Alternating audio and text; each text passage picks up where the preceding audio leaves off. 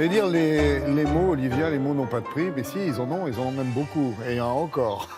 Oui, c'était la semaine des prix littéraires. Bah oui. Aujourd'hui, on attend le prix Médicis. Médicis. Et Laura faisait son actu. Eh bien, moi, c'est mon prix. Ah voilà. Le ghetto intérieur de Santiago Amigorena, qui était d'ailleurs sur toutes les listes, et qui est un livre absolument magnifique. Comment peut-on transformer un événement tragique en un livre magnifique? C'était vraiment l'enjeu de ce livre. Eh bien, c'est par la simplicité de la langue et la perfection de la construction également. Et puis, il y a une autre chose très forte dans ce livre. Très technique, là. Hein. Oui, mais vous allez voir, ça ne l'est pas. C'est un livre dont on sent la nécessité.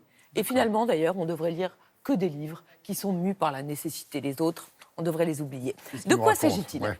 Préambule, Santiago Amigorena, qui est un écrivain franco-argentin, explique que s'il a commencé à écrire il y a 25 ans, c'est pour lutter contre un silence qui l'étouffe depuis sa naissance. Et ce livre-là, ce sont les mots qu'il met, après 8 romans, sur ce silence. Ce silence, c'est celui de son grand-père, que l'on va découvrir en 1940 à Buenos Aires, en Argentine. C'est un jeune homme qui est coquet, dandy, qui a appris à danser le tango, qui est marié avec Rosita, qui a 3 enfants, qui a un magasin de meubles, une affaire avec son beau-père, qui est un homme élégant, qu'on découvre, et il se pose la question, il se dit, est-ce que je suis un jeune homme juif? Est-ce que je suis un jeune homme argentin? Est-ce que je suis un jeune homme polonais? Il ne sait pas répondre à cette question. Parce que Vicente, il a quitté la Pologne 10 ans auparavant. Il était capitaine dans l'armée. Il a fait la guerre, il a sauvé son pays. Et en échange, il n'a reçu que des quolibets et souvent des insultes parce qu'il était juif. Il a quitté donc la Pologne, comme beaucoup d'ailleurs d'Europe de l'Est, et il s'est installé en Argentine, où il a une vie qui lui plaît. Lorsqu'il est parti, sa mère lui avait fait promettre de lui écrire chaque semaine. Il n'a pas tenu cette promesse. Sa mère, elle, l'a tenue, sauf qu'en cette année 1940, tout d'un coup, la situation est en train de s'inverser, c'est-à-dire que le fils écrit à sa mère pour avoir des nouvelles, et tout d'un coup, il n'y a plus de nouvelles, ou en tous les cas, il y en a de moins en moins, et elles sont de plus en plus tragiques. Cruel. Cet homme, qui était d'abord dans le déni, finalement, les informations, il ne les écoutait pas beaucoup.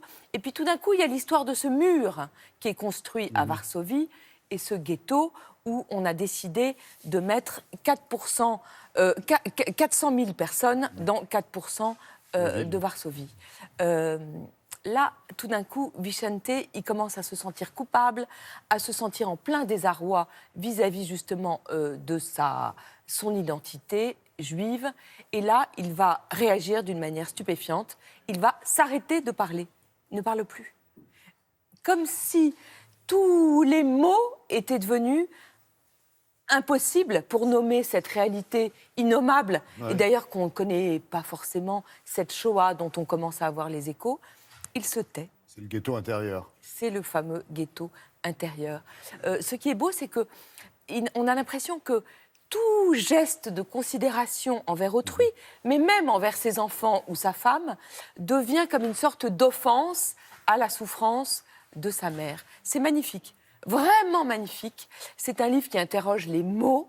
À quoi servent les mots?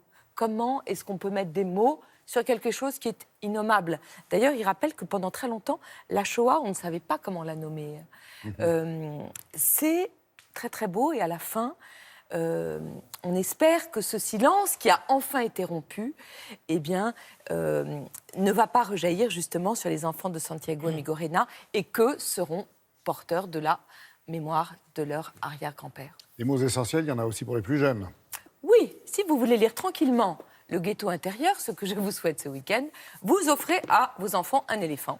Un éléphant junior. Bonjour les petits éléphants. Hors série de cette revue qu'on aime beaucoup, qui est une revue de culture générale. Qui est formidable, avec des chiffres, des cartes, des histoires, des témoignages, c'est superbe. Ouais. Eh bien là, c'est pareil pour les enfants, qu'on va enfin réussir à arracher à leurs écrans, parce que cette culture générale, elle est traitée uniquement en jeu.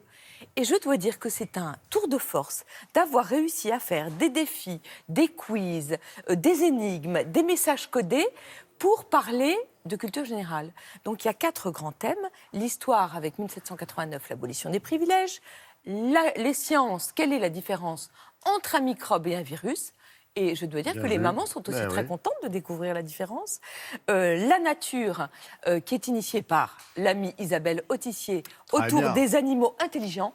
Les primates sont intelligents, mais aussi les pieuvres. Oui, oui, oui. oui. Vous savez que Enfin, les pieuvres, elles se promènent avec des coquilles, des coques de noix de coco pour, lorsqu'elles rencontrent un ennemi, se cacher dans la noix de coco. Moi, c'est je le bouclier. l'ignorais. Et puis elles savent retrouver leur chemin dans des labyrinthes, c'est assez incroyable. Ah oui, la pieuvre ouais. est très, très maline. Un grand dossier aussi sur le pays des mangas, le Japon. Formidable. Éléphant Junior.